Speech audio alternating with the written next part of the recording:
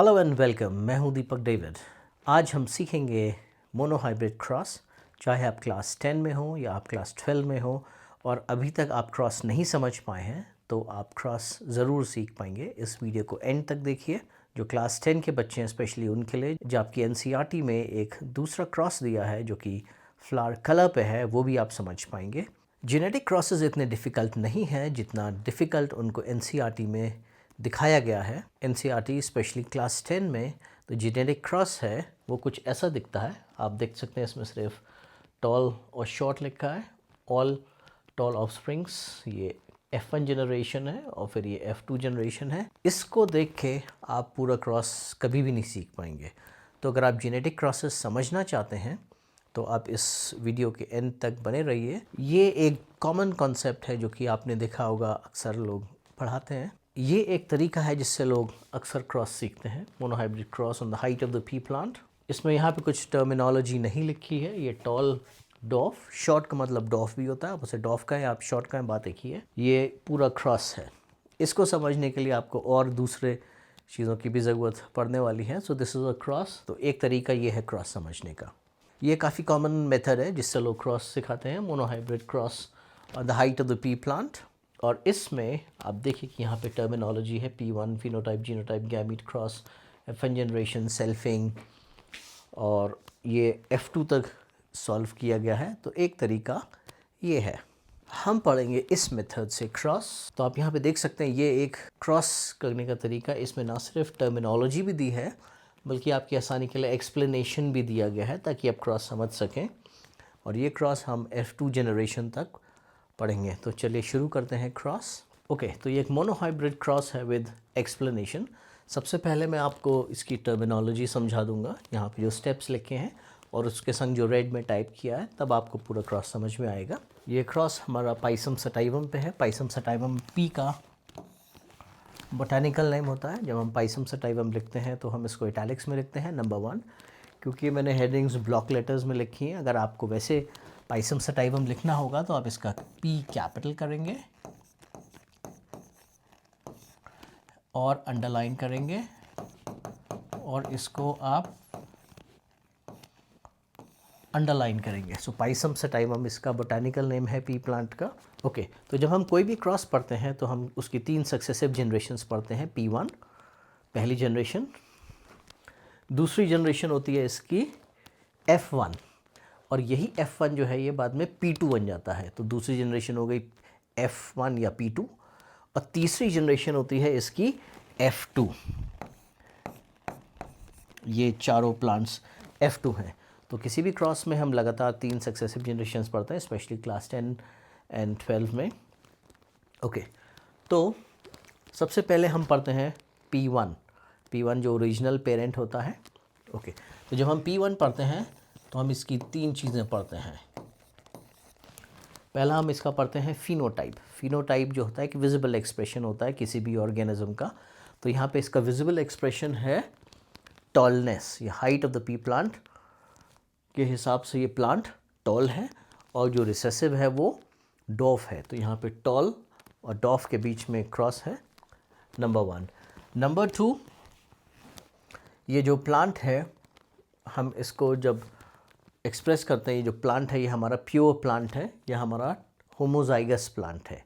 So pure tall भी कह सकते हैं इसको, होमोजाइगस टॉल भी कह सकते हैं। दूसरा वाला जो हमारा प्लांट है ये डॉफ है। डॉफ हमेशा होमोजाइगस ही होगा और हमेशा ये रिसेसिव ही रहेगा। तो ये हमारा डॉफ प्लांट है, ये शॉर्ट प्लांट है, ये होमोजाइगस रिसेसिव है। फिर हम इसका पढ़ते हैं जीनोटाइप। जीनोटाइप का मतलब होता है जेनेटिक एक्सप्रेशन, जो कि फिनोटाइप की स्पेलिंग से निकलता है जीनोटाइप। यहाँ पे फिनोटाइप की स्पेलिंग शुरू हो रही है लेटर T से, इंग्लिश के। तो टॉल से हम इसको जो जीनोटाइप लिखेंगे वो हम T से लिखेंगे। तो यहाँ पे 2 चीज़ें हम पढ़ते हैं। पहला ये कि जब हम जीनोटाइप लिखते हैं तो हम उसको कैपिटल लेटर में लिखते हैं, डोमिनेंट जीनोटाइप को, पहली बात। और दूसरी बात यह है कि हम इसको कैपिटल में लिखते हैं। तो कैपिटल हम करते हैं, T को कैपिटल करते हैं, नंबर 1, और T को हम 2 बार लिखते हैं या 2 T's लिखते हैं। वहीं पे जब हम होमोजाइगस रिसेसिव को लिखेंगे या हम डॉफ प्लांट के बारे में लिखेंगे तो हम इस T को स्मॉल कर देंगे, पहली बात। और दूसरी बात ये है कि ये 2 टी होंगे। तो जो जीनोटाइप है वो फिनोटाइप से निकलता है, उसका हम इंग्लिश के लेटर्स को ज़्यादा क्रॉसेस में आप देखेंगे तो हम उसके लेटर को कैपिटलाइज या लोअर केस में लिखते हैं। सिर्फ क्लास 12 में एक क्रॉस है जहाँ पे हम लिंकेज पढ़ते हैं, वहाँ पे हम सिंबल्स का यूज़ करते हैं स्मॉल लेटर्स के संग। बाकी सारे क्रॉसेस में जो कि 10th 12th में दिए हैं उनमें सब में हम लेटर को कैपिटलाइज करते हैं या लेटर को लोअर केस में लिखते हैं। कैपिटल मतलब डोमिनेंट, स्मॉल लेटर में मतलब रिसेसिव। 2 टी क्यों? क्योंकि ये डिप्लॉइड कंडीशन को शो करता है। जो इसका जो फिनोटाइप और जीनोटाइप है ये पूरे एक ही प्लांट का सोमैटिक बॉडी होती है। अब सोमैटिक बॉडी क्या होती है? जो हमारी बॉडी होती है उसमें 2 तरीके के सेल्स होते हैं।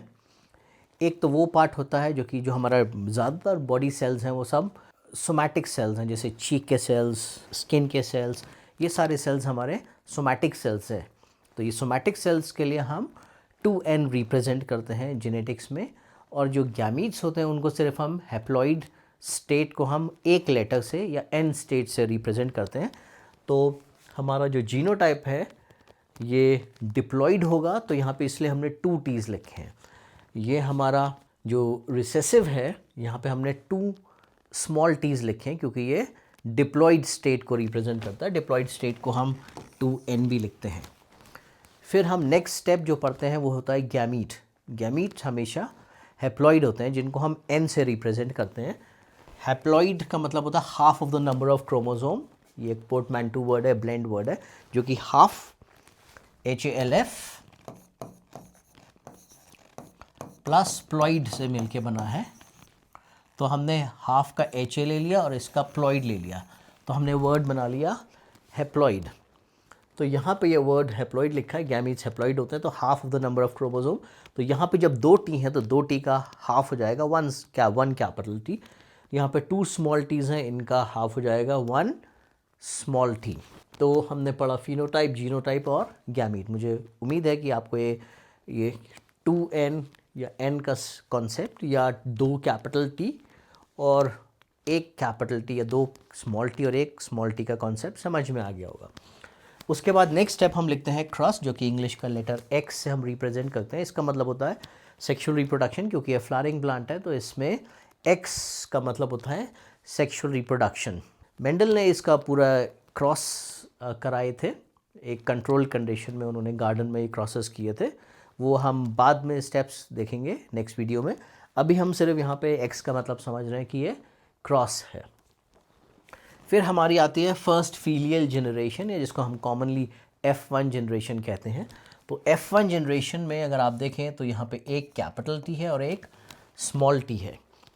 अब हमारे पास कंडीशंस आती हैं, एक वर्ड आता है हेट्रोजाइगस। हेट्रोजाइगस, हेट्रोस का मतलब होता है डिफरेंट। तो यहाँ पे आप देखिए एक कैपिटल टी है और एक स्मॉल टी। दैट मीन्स कि ये कैपिटल टी जो कि ये वाला यहाँ से इस पेरेंट से आया है, डोमिनेंट से, और ये वाला इससे आया, तो ये एक हेट्रोजाइगस बन गया। हेट्रोजाइगस को हम कॉमनली हाइब्रिड भी कहते हैं। तो यहाँ पे हम 2-3 चीज़ें देखते हैं। पहला कि एक पेरेंट से एक सेट आया, दूसरे पेरेंट से दूसरा सेट आया, तो ये फिर डिप्लॉइड कंडीशन में आ गया, नंबर 1। नंबर 2, यहाँ पे हम इसको हेट्रोजाइगस या हाइब्रिड टॉल कहते हैं, ये दिखने में टॉल होगा। और तीसरी चीज़ हम यहाँ पे देखते हैं कि यहाँ पे हमने देयर इज़ नो रेशो, क्योंकि हमने यहाँ पे वर्ड लिखा है ऑल। ऑल का मतलब होता है जितने भी ऑफस्प्रिंग्स होंगे F1 जनरेशन के वो सब के सब टॉल होंगे। सो टॉल, ऑल टॉल का मतलब है हमें यहाँ पे रेशो लेने की ज़रूरत नहीं। रेशो अब क्योंकि ये क्रॉस मेंडेलियन क्रॉस है, तो यहाँ पे जब हम इस क्रॉस को देखते हैं तो F1 जनरेशन में हमें मेंडल का फर्स्ट लॉ जो कि है लॉ ऑफ डोमिनेंस, ये हमको फुलफिल होता हुआ दिखता है। ओके, तो आप ये याद रखिएगा। तो मेंडल का फर्स्ट लॉ है जो कि लॉ ऑफ डोमिनेंस है, जहाँ पे एक एलील डोमिनेंट है जो कि T है, दूसरा एलीलिक एक्सप्रेशन डॉफनेस है जो कि रिसेसिव है। तो जब डोमिनेंट और रिसेसिव एलील्स कंबाइन करते हैं तो डोमिनेंट हमेशा फिनोटाइप में अपने आप को एक्सप्रेस करता है, और रिसेसिव बेचारा प्रेजेंट है लेकिन अपने आप को एक्सप्रेस नहीं कर पाता क्योंकि वो रिसेसिव है। तो ये है हमारा क्रॉस का फर्स्ट फेज़, जहाँ पे हमें फर्स्ट फीलियल जनरेशन या F1 जनरेशन मिलती है। उसके बाद आप देखते हैं यहाँ पे यहाँ पे एक स्टेटमेंट लिखा है ये F1 becomes P2 and selfing in P2 या F1 एक ही बात है। तो F1 जो है हमारा P2 बन जाता है, F1 P2 बन जाता है। फॉर एग्ज़ाम्पल अगर हम 3 जनरेशन्स लेते हैं, सपोज़ आपके पिताजी, हम अगर पिताजी से आपके क्रॉस शुरू करते हैं तो आपके माता पिताजी ओरिजिनल पेरेंट हैं, P1 है, उनकी शादी हुई हो और आप हुए तो आप बने F1।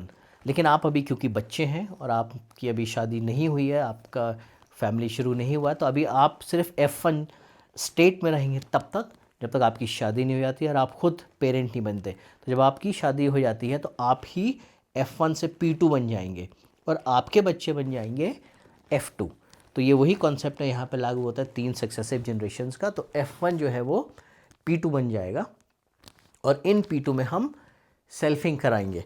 तो ये जो P2 है हमारा F1 से आएगा। अब F1 क्या है हमारा, हेट्रोजाइगस या हाइब्रिड टॉल है। तो हम क्या करेंगे, एक टी को यहाँ रखा और इस स्मॉल टी को हमने यहाँ रखा। ऐसे ही हम क्या करेंगे, कैपिटल टी हम यहाँ रखेंगे और स्मॉल टी हम यहाँ रखेंगे। जो ये अब ये हमारे जो है ये F2 है। दूसरी चीज़ हम क्या करते हैं, जब हम क्रॉस लिखते हैं तो यहाँ पे हम सिंबल ऑफ मेल जो कि ऐसे होता है और सिंबल ऑफ फीमेल ये लिख देते हैं। तो ये कैपिटल टी इस कैपिटल टी से फ्यूज़ करके बनाएगा कैपिटल टी जो कि एक टॉल प्लांट है। फिर यहाँ से कैपिटल टी, यहाँ से स्मॉल टी। अब देखने वाली बात ये, जब हम हेट्रोजाइगस कंडीशन लिखते हैं तो हम कभी भी स्मॉल लेटर पहले नहीं लिखते, हम हमेशा कैपिटल लेटर पहले लिखते हैं। एक कंडीशन है जब हम हाइब्रिड क्रॉस पढ़ते हैं, जहाँ पे जब हम गैमीट्स बनाते हैं तब हम स्मॉल लेटर पहले लिख सकते हैं, क्योंकि 2 ट्रेट में जो भी ट्रेट हम पहले लिखना शुरू करते हैं तो उसी को हम कंटिन्यू करते हैं, चाहे वो स्मॉल में आए उसका गैमीट या कैपिटल में आए। लेकिन ऑर्गेनिज्म में हम हमेशा कैपिटल लेटर पहले लिखते हैं, तो आपको ये बात ध्यान में रखनी है। तो अब ये हमारा जो ये ग्रिड है एक है, इसे हम पनेट स्क्वायर कहते हैं। Reginald C Punnett British geneticist थे, उनके नाम पे ये क्रॉस बना है। तो इसमें 4 ब्लॉक्स हैं, ये क्वाड्रेट है, आप उसको ऐसा कह सकते हैं। पहले वाले में 1 टी यहाँ से 2 टी यहाँ से, ये एक टॉल प्लांट है। और ये कैसा टॉल है, ये प्योर टॉल है सिंपल लैंग्वेज में।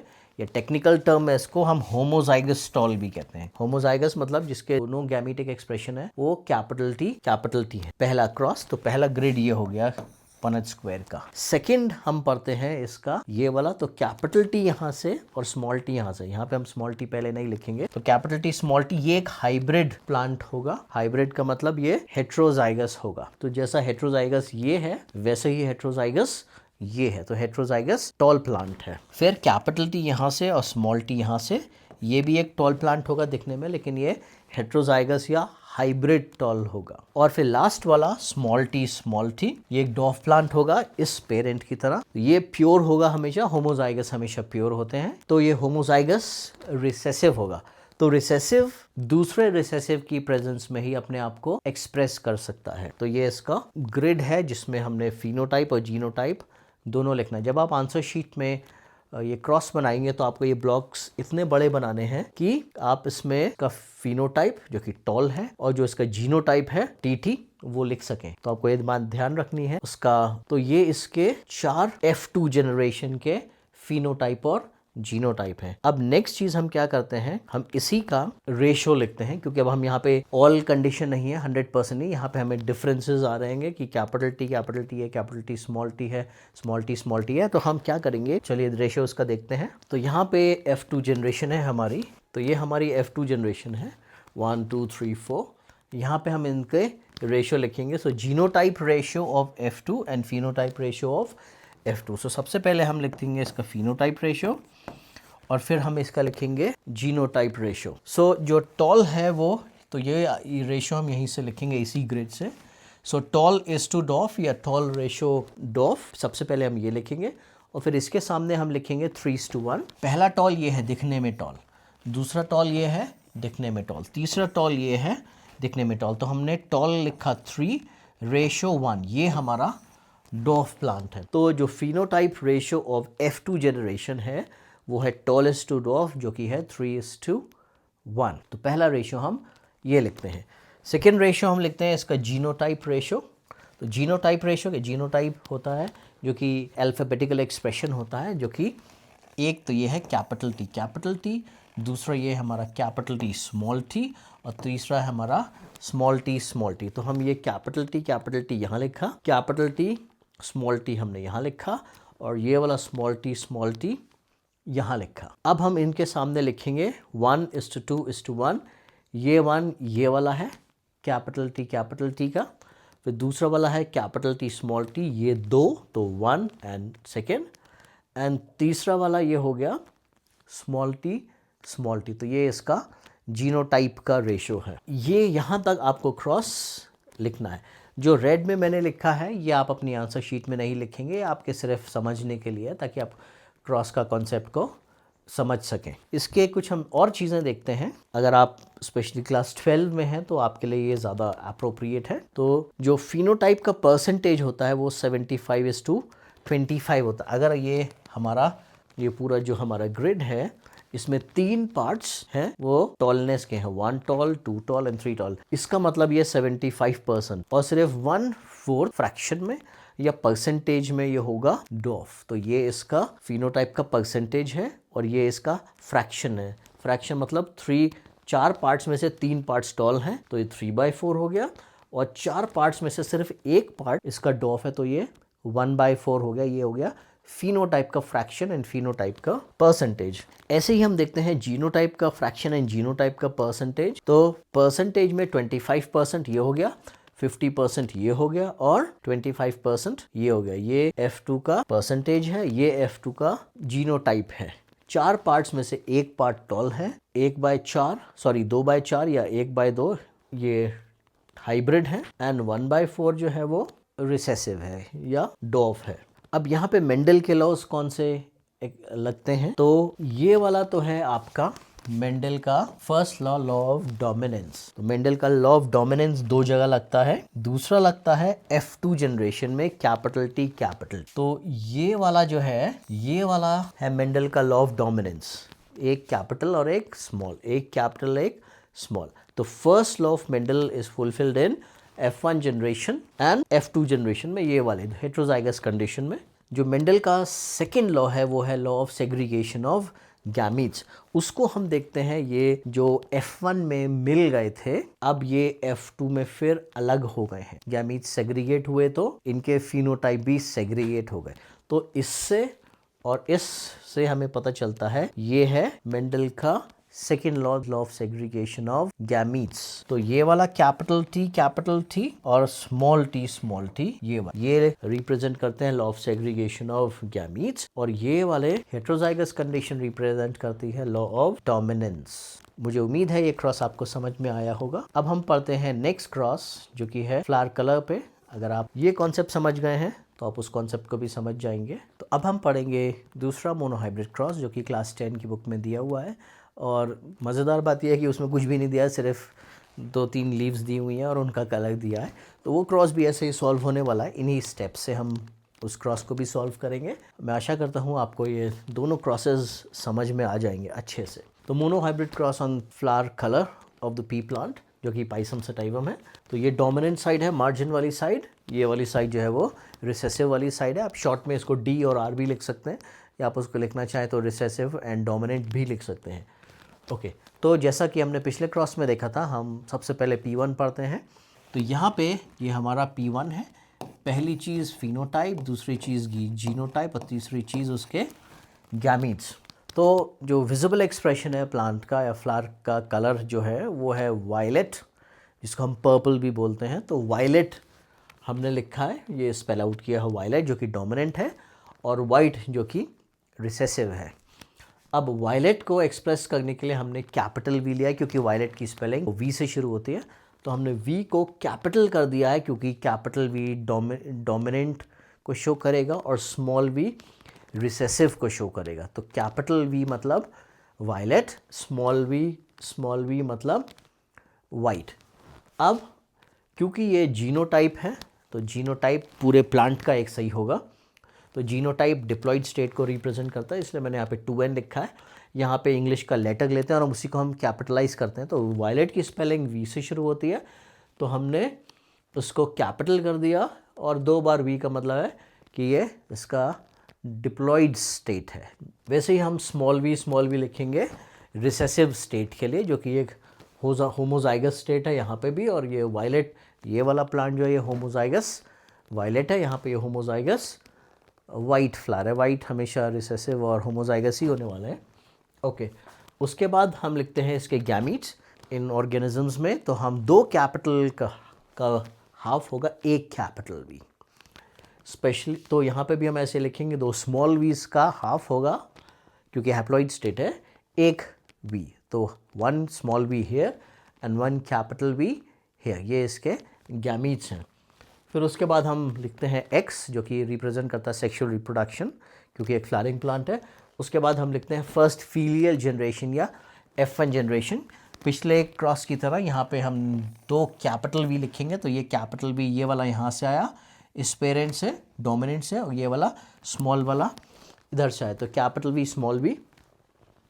अब ये एक हेट्रोजाइगस कंडीशन है, तो capital V small V heterozygous condition है। जो दिखेगा वो हमें वायलेट दिखेगा, तो ये वाला जो प्लांट होगा, इनके जो फ्लावर्स होंगे सबके सब वायलेट होंगे। नंबर 1, यहाँ पे हमने ऑल लिखा है क्योंकि यहाँ पे सबके सब वायलेट होने वाला है, so there will be no ratio. So no ratio और ऑल का मतलब एक ही है, क्योंकि ये ऑल है तो इसलिए हम कोई रेशो नहीं लिखेंगे। यहाँ पे हम देखते हैं मेंडल का फर्स्ट लॉ फुलफिल होता है, जैसे हमारा पहला क्रॉस में हो रहा था जो कि टॉल और डॉफ के बीच में था, वैसे ही वायलेट और वाइट फ्लावर में भी हमको F1 जनरेशन में लॉ ऑफ डोमिनेंस फुलफिल होता हुआ दिखता है।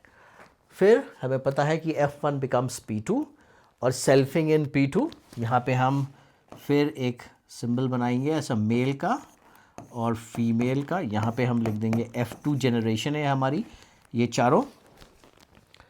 फिर यहाँ पे हम लिख देंगे कैपिटल V, यहाँ पे हम लिख देंगे स्मॉल v।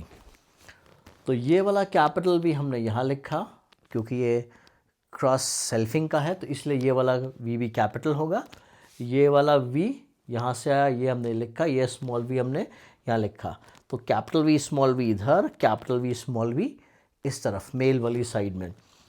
तो जब हम ये वाला पुनेट स्क्वायर भरेंगे तो ये कैपिटल V एक से दूसरे से भी, और ये कैपिटल V है। कैपिटल V का मतलब फिनोटाइप में वायलेट होता है, और जीनोटाइप में ये कैपिटल V है। ये होमोजाइगस वायलेट है या प्योर वायलेट है। और यहाँ पे हम देखते हैं law of segregation of gametes fulfil होता हुआ दिखता है, जो कि मेंडल का सेकेंड लॉ है। फिर ये वाले जो 2 ऑफस्प्रिंग्स हैं F2 के, ये F1 की तरह है, कैपिटल V स्मॉल v। ये भी वायलेट हैं दोनों, लेकिन ये कैसे वायलेट है, ये हेट्रोजाइगस वायलेट है। हेट्रोजाइगस वायलेट है, तो इन 2 पे हम देखते हैं लॉ ऑफ डोमिनेंस फुलफिल होता है मेंडल का, जो कि ये थर्ड वाला स्मॉल v यहाँ से, स्मॉल v यहाँ से, तो स्मॉल v ये वाइट होगा, या ये प्योर वाइट होगा, या ये होमोजाइगस वाइट होगा, या ये रिसेसिव है। तो यहाँ पे हम देखते हैं सेग्रीगेशन ऑफ गैमीट्स। फिर हम इसका फिनोटाइप रेशो लिखते हैं, जो कि वायलेट इज टू वाइट है, 3 वायलेट 1 2 3, तो 3:1 वाइट, ये इसका फिनोटाइप रेशो है। और इसका जीनोटाइप रेशो कैपिटल V फिर 2 कैपिटल V स्मॉल v फिर 1 स्मॉल v, सो 1:2:1। आप इस रेशो को ऐसे ही लिखेंगे, आप इसको 1:3 नहीं लिखेंगे, वाइट इज टू वायलेट नहीं लिखेंगे, या आप इसका ऑर्डर नहीं चेंज करेंगे, ये इसी ऑर्डर में हम लिखते हैं। डोमिनेंट को पहले लिखते हैं, उसके बाद हम रिसेसिव को लिखते हैं। इस केस में हम homozygous dominant, heterozygous and homozygous recessive, यही इसका ऑर्डर होता है, इसी में आप इसको लिखेंगे। फिर ये इसकी एडिशनल इन्फॉर्मेशन है, फिनोटाइप का परसेंटेज पिछले की तरह 75:25, या फ्रैक्शन में 3/4 एंड 1/4, तो ये बाकी का क्रॉस वैसा ही है।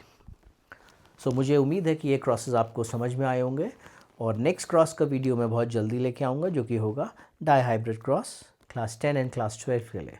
Thank you, keep watching.